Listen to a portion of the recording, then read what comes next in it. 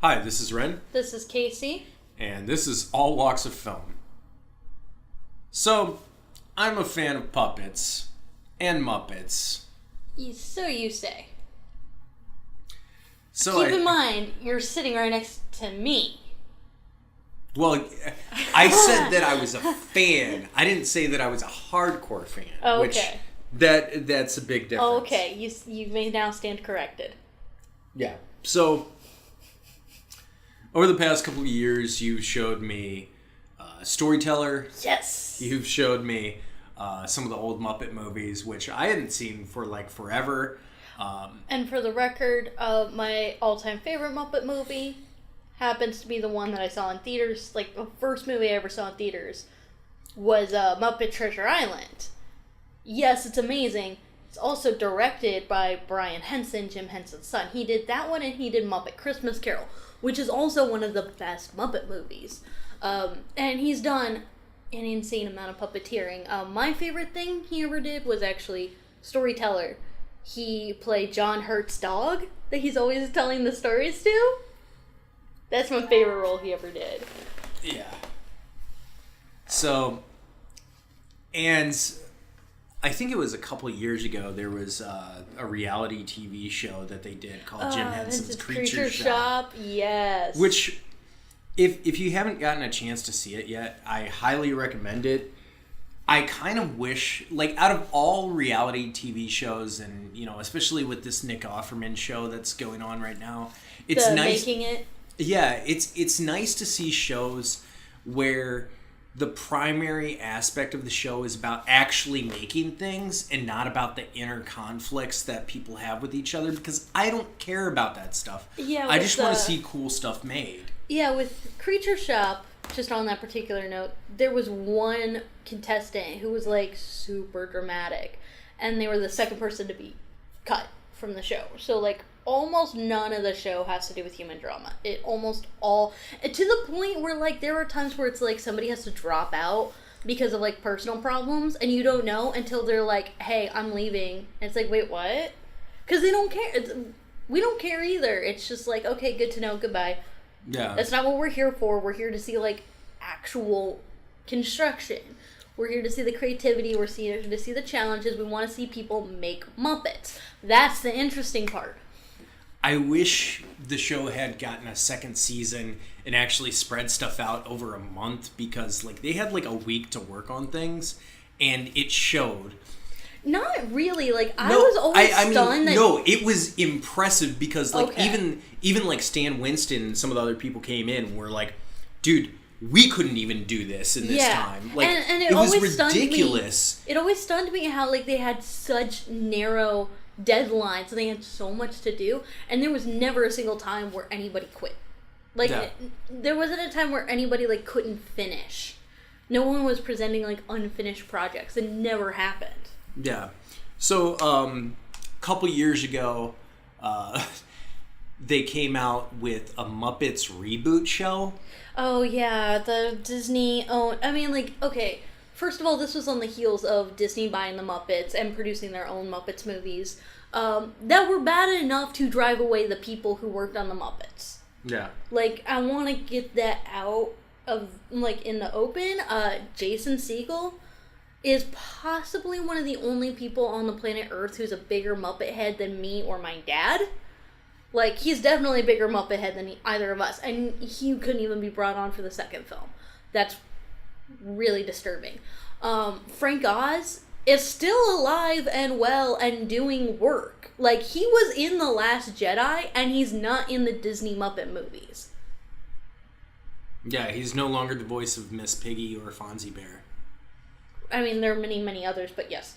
And he also was not involved in the Disney Office-style sitcom that didn't even make it through its entire first season because everyone vehemently hated it because it was god-awful and really missed the soul and the heart of the characters. And the person who was in charge of it, I think the showrunner, was somebody who had been a puppeteer with the Muppets for a very, very long time. So, like, but I think he was, like, the only person who was, like, a real tentpole of, you know, the Muppet content creators who was involved with it. And it wasn't working at all. A lot of the jokes were just not funny. Not because, like, they were offensive or because they were vulgar or because they were too adult or, like, I was upset because, like, oh no, my childhood characters, how dare you make them act grown up. They just weren't very funny. Right. Like, just, like, nothing was particularly, like, creative or amusing about a lot of the situations. And they really did miss, like, the characters a lot. Like, Kermit is a great character because he's really complicated in that he is a very pessimistic optimist. Yeah. He is not like all sunshine and flowers and Rainbow Connection. Like, if you listen to the lyrics of Rainbow Connection, they're actually, like, really kind of dour and a little bit depressing. And then you have, like, kind of, like, lilt in the chorus that's like, but, you know, good things. That's always kind of been his attitude. There's always a lot of times where life gets him down and he feels fed up with things and he gets upset with his friends and, like, he wants to give up. You know, and then he just kind of has, like, this will that won't let him, like, let go of things. So he's actually, like, really a complicated character, and it's hard to nail down that balance. And in the show, he just hates everybody all the time. And it sucks. It's not fun or funny, and it's not accurate to the character. Like, you don't feel like, oh, they just took this character and put him in a different situation. Like, it just feels like, Jesus Christ, did you ever see, like, the Muppets ever? Like, did you ever see a Muppet movie? Did you ever see the Muppet Show? I mean, not like that there weren't times where Kermit would lose his cool, but, like, there's kind of a difference between, like, kind of trying to hold it in and having that bottle kind of explode and, like, that sort of thing, and just like, oh my god, I fucking hate you all. You can go die in a ditch. I just want to go home and fuck my hotter, younger Asian pig girlfriend and, like, do nothing else because fuck you guys, you're all assholes. Like, what the fuck is...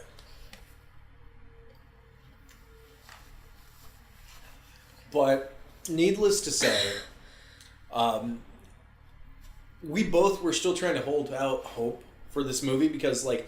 It's Brian Henson! Brian Henson has a pretty good track record. Ever since his father passed away, unfortunately, at a relatively young age. Yeah. He's kind of taken over the Muppets and done a lot of good things with the Muppets. I mean, like Muppet Treasure Island, Muppet Christmas Carol. Pretty much all the Muppet films that I grew up watching, like, when they came out. Yeah. Because obviously the other ones were too old, you know, for me to have seen them when they came out, but I watched them in daycare and that kind of thing. So... And what's great about them is, while there is adult humor and content, it's broad enough that pretty much every audience can be entertained by them. I mean, I would put, like, the style of Muppet Treasure Island kind of in the ballpark of Animaniacs. Yeah. You know, where there's, like, the tiers of humor where, like, if you're an adult, you're like, oh my god, did you really just put that in there? And if you're a kid, you're just enjoying it because, like, it doesn't faze you because kids can handle a lot more than adults think they can handle. Yeah. And a lot more of that, like, kind of self-referential sort of humor. Like, I think they did the joke one too many times in the movie where it's like, oh my god, I can't believe, like, we're actually putting this in the movie. Well, it was in the book, so it goes into the movie, you know? Yeah. But all that being said, we heard the news about the Happytime murders coming out, and... it is Brian Henson. It is, like, adult puppet content, which I generally like, but I have one major problem. It's getting really old.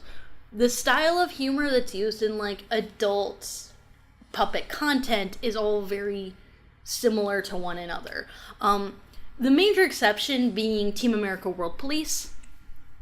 Obviously, because it's the South Park guys. It has that South Park style of humor. So the style of humor in that is pretty different. But when you compare Meet the Feebles, when you compare Greg the Bunny, when you compare Avenue Q, I mean, Greg the Bunny and Warren the Ape, obviously. Those are two separate things.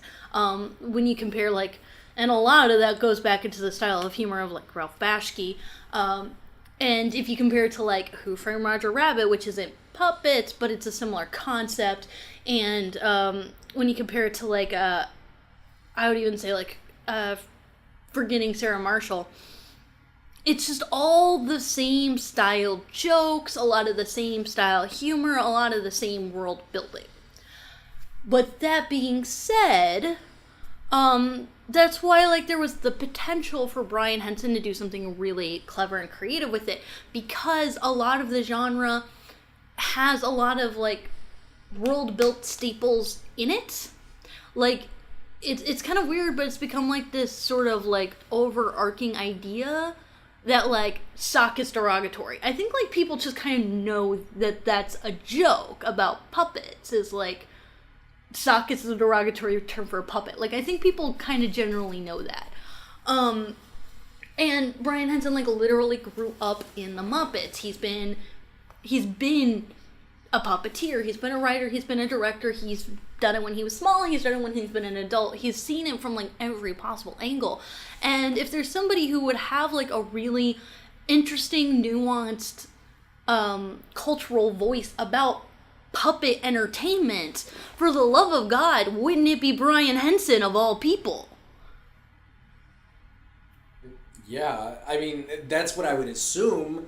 I mean, like, he has a great track record, and, you know, I understand that he hasn't directed in a long time, but I still... He has. I don't know when was the last feature film he's directed, but he's been around doing stuff for a little bit. Okay.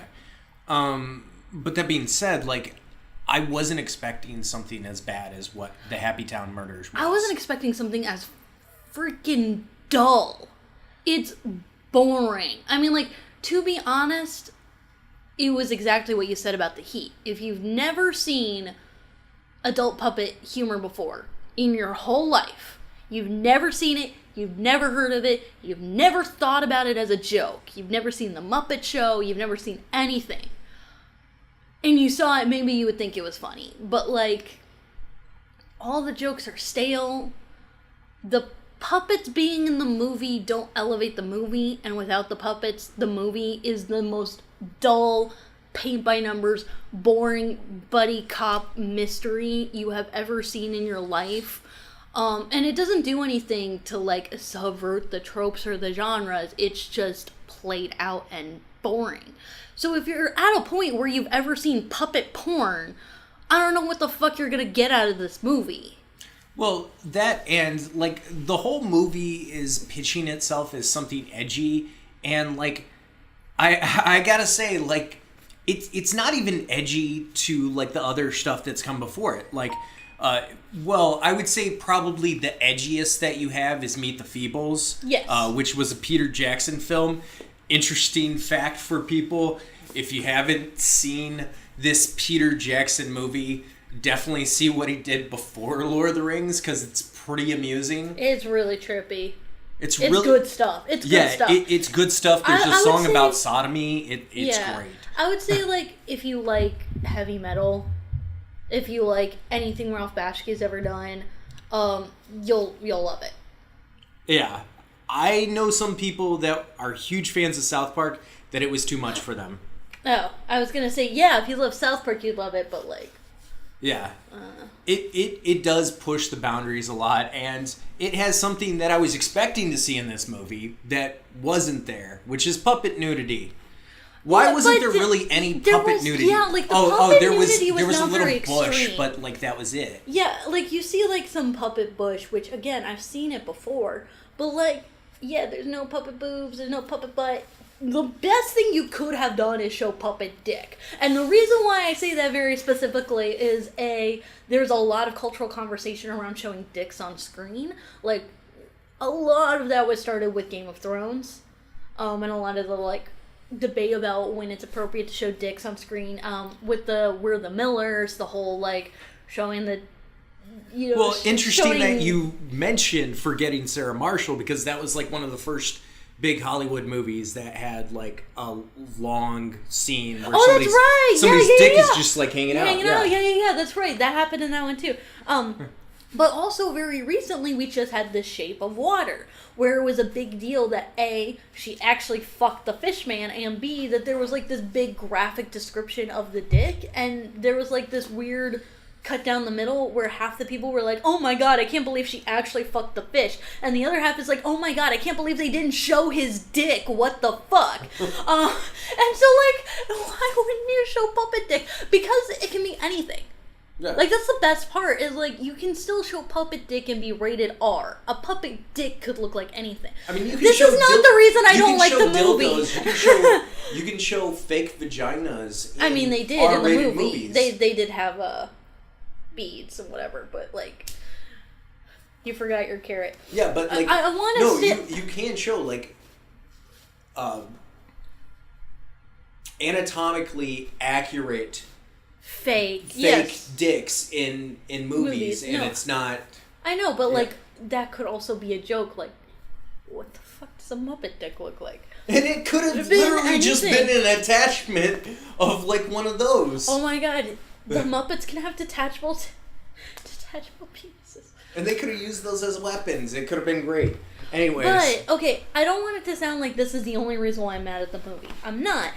The biggest reason why I don't like the movie is that it's dull. It's really boring. But it's the same, like, buddy cop thing that we've seen billions of times. Yes, that's what I said. But B, the biggest thing is that I was sitting there watching the movie, and every single opportunity that was presented in the movie, I would think of something, and they wouldn't even try. You know what I mean? Like, I always get really frustrated when, while I'm sitting there, I could write a better first draft than what actually is in the movie. And I don't like saying that because, like, I am not a writer. I don't have any particular skill. It's just, like, I get really frustrated when I feel like the writers are being lazy. Like, and this movie felt lazy. Well, it felt like they took all the side jokes from Greg the Bunny and put them into the main feature of the film. Yeah, like, one of the things that I really didn't like was they kind of went back to the idea of using puppets as an allegory for racism. Who Framed Roger Rabbit did that. Greg the Bunny did that a lot. Bright did it. Yes, but here's the thing. Those all did it, A, with a lot more humor, and B, a lot more, like, pointedly.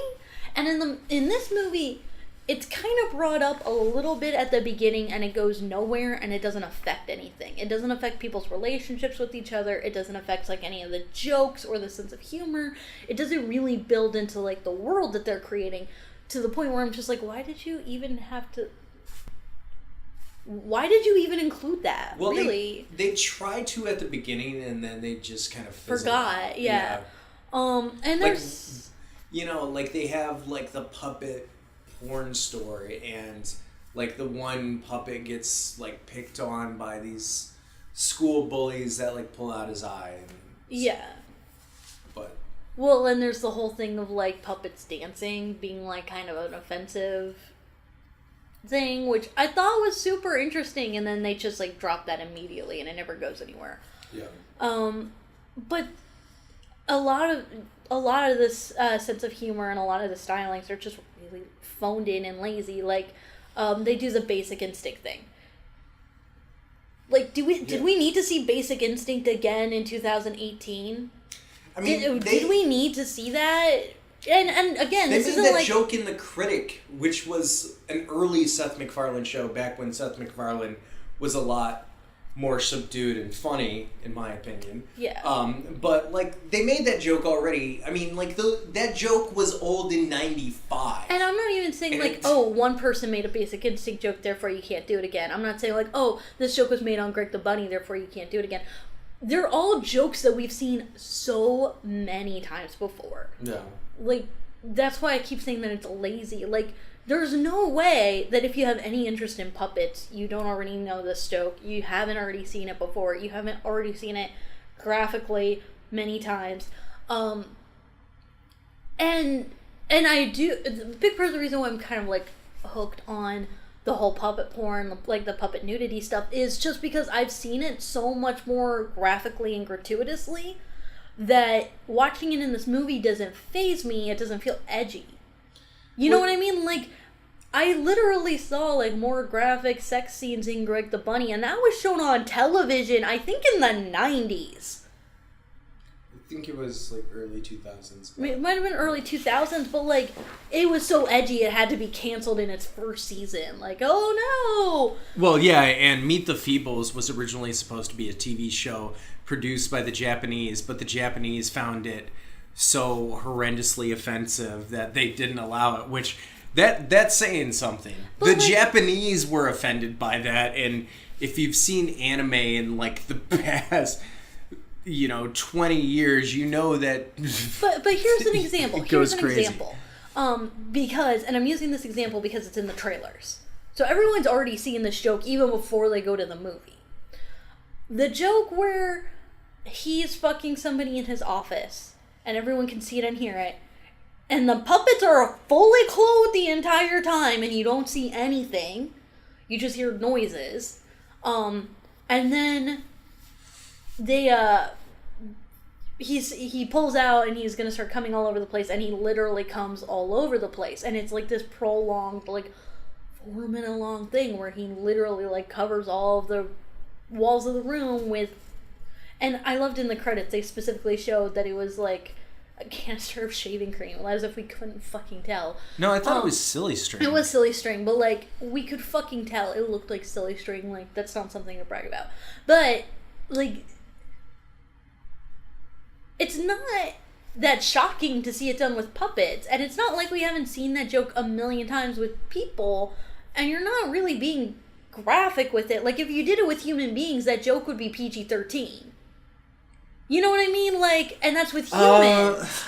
I don't think so. I'm pretty sure you would. Like, you could do a lot of shit in PG-13 movies. I don't think, like, even though everybody knows it isn't cum, I think that there's still, like, rules about showing cum fluid in movies. But, like, I don't know. If you did it with people, it wouldn't be that shocking. Like, no one would be surprised, and to be perfectly honest, it wouldn't really be that funny. Well, and when you have puppets, you have have to exasperate it. You have to, like, exaggerate it and make it bigger. So, like, one of the problems with that thing is, like, why are they fully clothed? Well, like, first of all, they already did this in the first Scary Movie. Like, there's a scene where the woman's, like, trying to warm them up. They're in a freezer, and when he comes, like, he becomes skinny because he drains so much out of himself, and she's, like, stuck to the ceiling. That's actually a lot funnier than what we saw. Yeah. If you're getting outdone by a Scary Movie, you really need to just stop and start over. And yeah, I'm talking about the first Scary Movie that came out in 2000. Like, we've gotten to a certain point where if you're going to make an edgy puppet movie, you need to have a little bit more puppet balls. Yeah. But like I said, when you take the movie without the puppets, there's literally no reason to watch this movie. It's two cops, and they don't like each other, and they have to work together, and the one of them is not a cop anymore. He's off the force, so he's a detective, and everyone around him starts getting knocked off, so he has to go back with his old partner, and they have to work together to solve this. And the killer, of course, turns out to be the dame who walked into his office at the beginning of the movie and handed him a case, and he knew his instinct told him not to fuck her, but he fucked her anyway. Of course, she turned out to be the killer. Like, it's that fucking paint by numbers, and there's no subversions, there's no jokes even about, like, how obvious it is. It's just, that's the storyline. Putting puppets in that storyline doesn't make the story funny or interesting or add a new layer to it, and putting the puppets in that situation doesn't make you see puppets in a new light. It just makes it seem dull and tired. Yeah, and I wish that the movie, like, took notice of the fact that this is the same damn story we've seen 100 times, and you could play with that. Deadpool did that. This movie really needed to Deadpool it up, and I don't want to say that because I wouldn't necessarily want a legion of Deadpool imitators, but, like, one of the things I would have really loved is if they did the Deadpool treatment on the soundtrack, where like all of the songs in the movie were made for the movie and they all sound like pop songs we know, but they're not. They're all about puppets or something like that, you know. Or you could kind of like play around with like jokes on movie genre or music genres or things like that. That would be really funny. There's a lot of world building like that this movie was really lacking. In that a lot of the times the puppets being puppets didn't make the characters very different. Like, you just took human characters and made them puppets. It wasn't, like, particularly interesting. And also the big problem is there's only 2 puppet jokes that I think work at all. One of them is the puppet porn shop, which I was already bored with, and that's the highlight of the movie. And that already feels like Meet the Feebles. Yeah, it already feels like Meet the Feebles. It already feels like Greg the Bunny. Yeah. It already feels like all of these other things. But if you've never seen it before, I could see that being funny. Like, when they're literally filming the porno in the back and you can kind of see some of it. And again, like, that doesn't look anything like human fucking, so you can get away with it and it's fine. But it does kind of set you up for that idea of, like, okay, this is kind of going to be the standard of the movie. And the movie never goes there again. And there's one joke that I thought was funny was, they show inbred puppets. Like, that was funny. Yeah. But that was also maybe a good 5 seconds of this movie. It's not worth watching the movie for that one joke. Right. And it just gets really frustrating that, like, the movie is so dull and lifeless. Like, going back to the Deadpool thing, it's so dull and lifeless that I wish that they did a lot more in-jokes. Because there are no cameos. There's no meta jokes. And I'm not saying that they should do that inherently. Yeah. But when you have nothing else to work with, maybe you should at least do that. At bare minimum, if you have nothing else to work with, you could at least, like, scrape the bottom of the barrel and just do, like, oh, hey, isn't it funny to see Muppets from The Muppet Show or Sesame Street or Warren the Ape could show up or anything. They did have one character from the that's Muppets. Somewhat debatable. There is a porn that's chicks who like chicks with big asses, and there's a chicken and a donkey on the cover, and it's like, is that Gonzo's chicken? Like, and the donkey is Gonzo, but I think I was really stretching to try to make that a joke, because it felt like there should have been a joke there somewhere. And that's what a lot of it feels like. It kind of feels like there should be funny content here. Where is the content? And at the very least, like, you could hear the Sesame Street song and, like, the puppets go crazy because they hate the song. Or, like, they're watching TV and Greg the Bunny's on TV. Like, it could be any... Oh, by the way, that did happen on the Florida Project. That was, like, the one thing I liked in the Florida Project is at one point they're in the hotel and they flip on the TV and it's Greg the Bunny, and I lost my damn mind. Was it Greg the Bunny? Or it was Greg the Bunny. The ape one? No, it was Greg the Bunny. Okay. And I just lost my fucking mind. It was awesome. But all of that aside, because the dude who did the Florida Project, I don't like him. What's his name? He did Florida Project, Tangerine. What's his name? The director. The director. I don't know what his name is. That guy, he was the cinematographer for Warren the Ape. And that's why that was put... But, like, okay, this one dude managed to do a better in-joke that only works if you look it up on IMDb better than, like, this feature-length Brian Henson, Henson alternative film. Like, what the fuck? Yeah, and... It gets really... Because frustrating. I like the idea of Henson alternative, like, actually doing something that's a little bit more punk rock, doing something that's a little bit more like what MTV used to be back when they were, like, making, like, edgy cartoons and stuff in the early 90s. And doing Warren the Ape, by the way. That was MTV. Okay.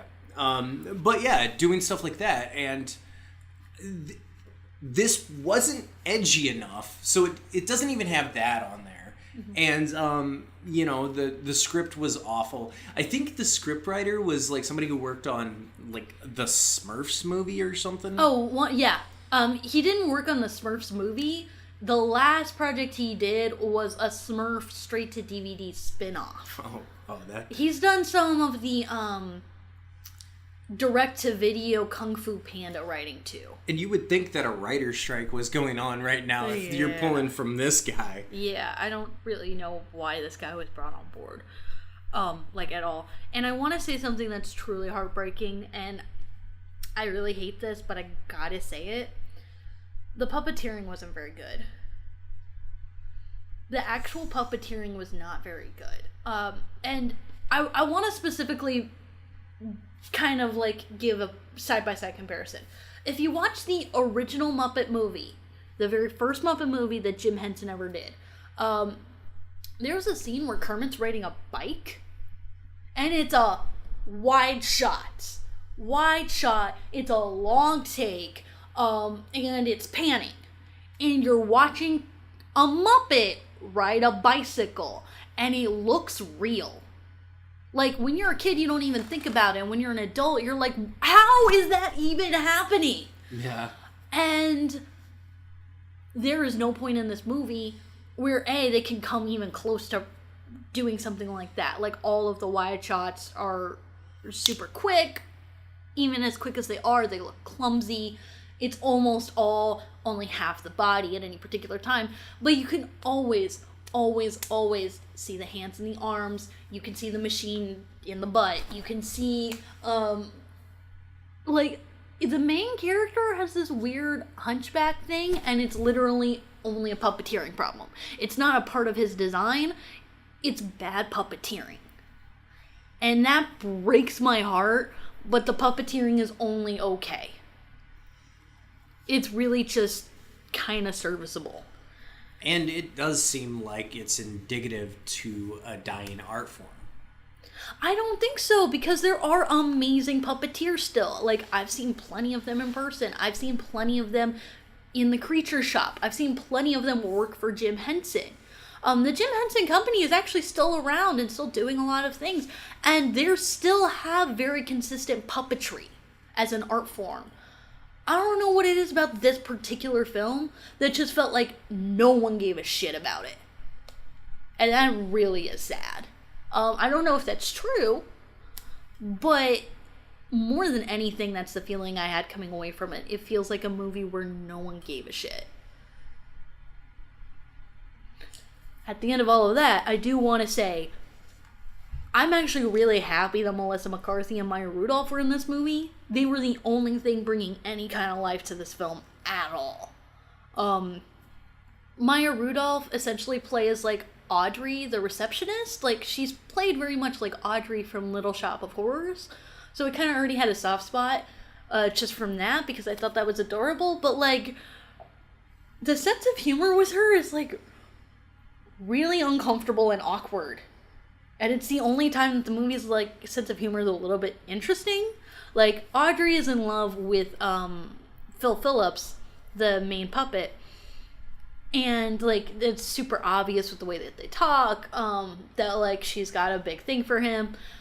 And there's a scene where, it's the scene where he's fucking the other puppet in his office, and she's just sitting there the whole time, listening and making conversation about it, and she's getting out the Windex, and she seems really sexually excited to go in and clean up after them, and it's really weird.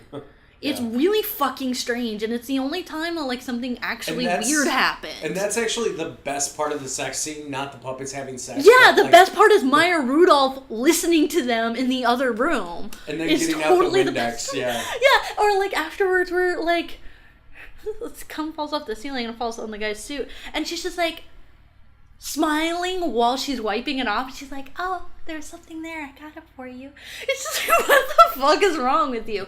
That was actually genuinely super funny. That was really great humor. And she's barely in the movie, so there's not a lot like that to ride the movie on. You can't really watch it for her character, unfortunately. Right.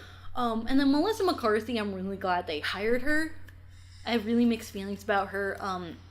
I like especially her on Gilmore lately Girls. because like stuff like Ghostbusters. I know she's not like, a seal of quality by any means. And she's lot in of the bad commercials movies. that she's been in are just excruciating. Really bad. Yeah, really, really bad. But I know she has the acting chops. And I think that actually getting an actor with her style of physicality for a Muppet movie was really smart. Because she is the only reason why a lot of the action scenes worked, was her physicality in those scenes. And I think a lot of that comes from her work on the movie Spy. Yeah.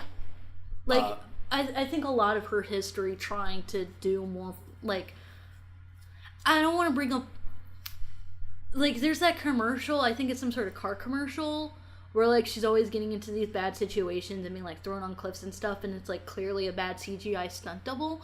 That's not generally her style of physicality. That's a shitty car commercial trying to market off of her style of physicality. Like, if you watch her in a lot of stuff, she can do a lot of the work really well. And I think her being able to, like, throw everything in to these fight scenes with puppets is what really made it work, because it didn't feel like she was just, like, pretending to fight a stuffed animal, like a lot of action scenes with Muppets tend to feel like. Yeah. Like, she made it feel like there was actual stuff happening. And that was one of the few scenes where I actually kind of enjoyed the scene, you know, where she does the blow, or what was it, like sugar? Or... It was sugar, like, it was crack smack. Okay, yeah. It's just, like, pure sugar. And I actually like some of the stuff written for her that's, like, girl power feministy stuff that usually makes me cringe. But, like, those were the only times the script was actually well written. Like, in that scene where, she's, like, snorting sugar. She gets really pissed off because a dog puppet calls one of the women, like, a bitch, and he's like, oh, you bitches, you're all crazy, blah, blah, blah, and she loses her shit for calling them bitches, and she's, like, starts beating everyone up, and she's like, okay, you need to apologize, you know, you said, you know, a better tone, but you still said, like, the same crappy language, like, fix this shit. And I kind of liked all the stuff of, like, Melissa McCarthy, like, the masculine butch standing up for women. It actually kind of worked. Like, the scene where she's talking to Brian Henson, the crab, the, like, misogynistic crab, and she just calls them out. She's like, dude, that's never worked for you. That's literally never worked. Like, that was awesome. That wasn't, like, over the top. It wasn't, like, SJWE. It was just, like, yeah, when guys say stupid shit like that, it doesn't work. Why don't you just say to their face, that doesn't work, you sound pathetic. I thought that was actually decent writing. Well, the best joke in the movie is when the one guy asks for food, and then she gives the guy $20, and then he eats it. She pulls the 20 out, and then he's like, hey, you know, that was my food. And then she's like, you could have bought something, you could have bought food with that $20, you fucking idiot. And yeah, and again, that was, like, one of the only times where him being a puppet actually played into the sense of humor, and that's part of why it was funny. That's one of the only times where you can't just put a human being in that position and have it work. Yeah. You know what I mean? Like, there was a very distinct lack of that throughout the whole film, where, like, almost all of the jokes are the same jokes you've already seen, and a lot of them are the same jokes you've already seen with puppets. Like, what's the point? Yeah, and also I feel that the movie is too dependent on using profanity instead of, like, pushing the boundaries in other ways. Because, like, yeah, there's a lot of cussing in this movie, but there's not really much else. Yeah, there is. Okay, I'm genuinely asking because I tend to not notice cussing because, like, I'm just so fucking unfazed by it. I'm just like, wait, what? Someone said fuck? I didn't even notice. Whoops. Well, the reason why I noticed it was because it sounded forced. So, like, you know, that's when I notice it. Like, I watch a movie like In Bruges, which has a ton of cussing. I don't really think about it that much. But, like, when it sounds forced and awkward, yeah.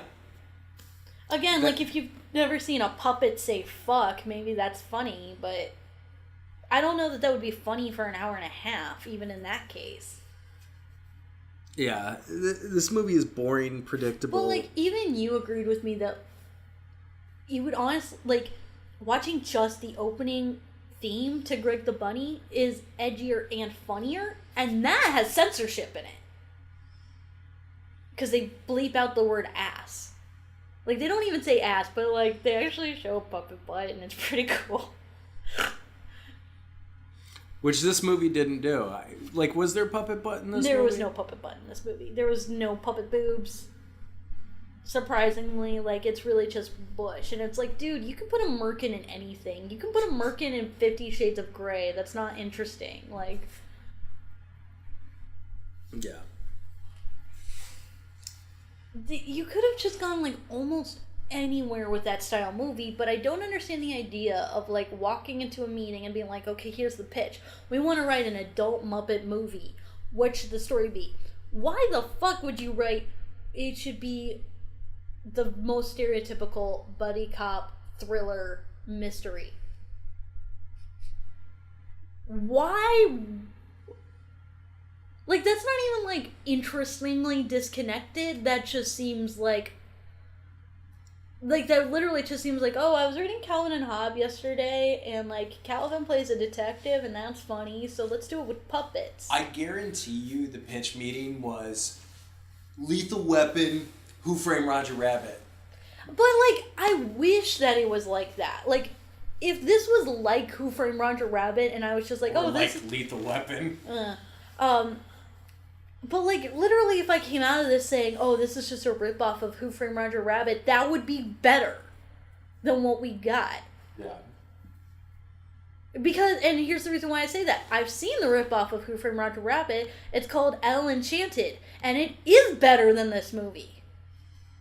I mean, Bright's better than this movie. Well...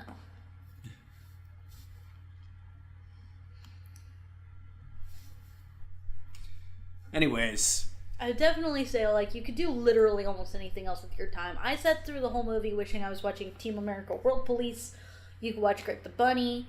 You can watch Meet the Feebles. You can watch The Muppet Show, which was way edgier than this movie ever was. Or you can, like, try to look it up online. It's kind of hard to find now, but you can watch the first episode of The Muppet movie. Which is The Muppets, The End of Sex and Violence, which is actually a little bit edgier. It's not as edgy. You can find that on some of the Muppet... I actually have it on one of my Muppet soundtracks that I own. Okay, cool. I have the theme song for that. Yeah, but, you know, it's a little bit edgier, but it's not, like, you know, like super crass or anything. And it was the original idea for The Muppets, which they toned down some of the stuff to make The Muppet Show. And you would think that a movie like this is like, okay... well, we don't have those restrictions. Let's have fun with it. And this movie doesn't feel like anybody's having fun. Yeah, it really doesn't feel like anyone's having fun. It doesn't feel shocking or provocative. It doesn't have a sense of humor. Literally, all I can say is thank God Melissa McCarthy and Maya Rudolph were in this movie. They were the only thing that made the movie even a little bit bearable. Yeah. And you can't rest the whole movie on the two of them. That's not what you're selling the movie on. That's not what the movie's written around. They're not actually in it very much. This is definitely going into my top worst list. I don't know where it's going to get placed. It's not going to be number one for sure, but it's definitely going to be on there. I would be shocked if there's a film worse than Wrinkle in Time, but I have heard that they're making a sequel to Death Note. So oh my god, what? Yeah. Oh no! No! Oh no! Why would you do that? Oh, when does Venom come out? Is that this year? Yeah. It might be Venom. Venom could easily be the worst movie this year. But worse than Wrinkle in Time because there's so many worse than Wrinkle in Time. I mean, there's so many structural. Even with Tom Hardy in it, and here's the reason why I say that: they're clearly doing dramatic rewrites and like major. Well, yeah, they're changes trying to the change story. it to from an R-rated movie that had very little venom to the fans backlash, so we need to And that's going to overdo ruin that. the movie. Even if there was ever any hope of there being a good movie in that film, it's totally ruined just because they can't stick to anything and they're trying to do last minute huge creative changes and rewrites. Like It's they're never trying to worked turn for it the into a DCEU. Spider-Man movie, I've heard now. Yeah, but it's never worked for the DCEU.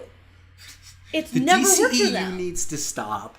Yeah, they need to stop, but so does Sony, clearly, if this is their marketing strategy. But I hope the silver lining of this movie is that we actually get a good Brian Henson product this year, and I'm really hoping that the Netflix original TV show, I don't know when it comes out. I thought it was coming out this year. I think it is. It's coming out this fall, I think. Dark Crystal. I think it is coming out this fall. Which we absolutely will cover on this channel because we have to. It's another prequel series. Okay. I have seen a lot of Dark Crystal prequels. It would have to be like Silmarillion style prequel, which I think it might be, and that's really interesting. Well, Dark Crystal has like a lot of interesting lore and stuff like that. Yeah, and if like that's really what the show's getting into, and I feel like it might be, that is going to be like the best flippin' thing ever.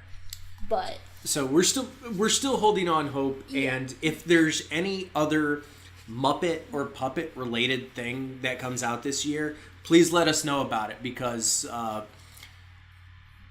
Casey is a huge fan of this stuff, and she has an almost encyclopedic knowledge of anything revolving around Muppets or puppets. So definitely be on the lookout for that. And if you want to talk Dark Crystal, we can definitely do that sometime.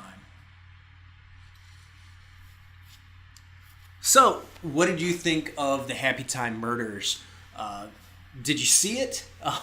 Did you just hear about the bad reviews and decide to just not go to the theater because now that Movie Pass sucks? Like, how are you going to pay for it? I mean, I guess you could use it as one of your AMC movies because you get 3 a week. But, then you kind of feel like ripped off, like you got ripped off because you don't have much for the rest of the week. So, yeah. Let us know. Thanks for listening.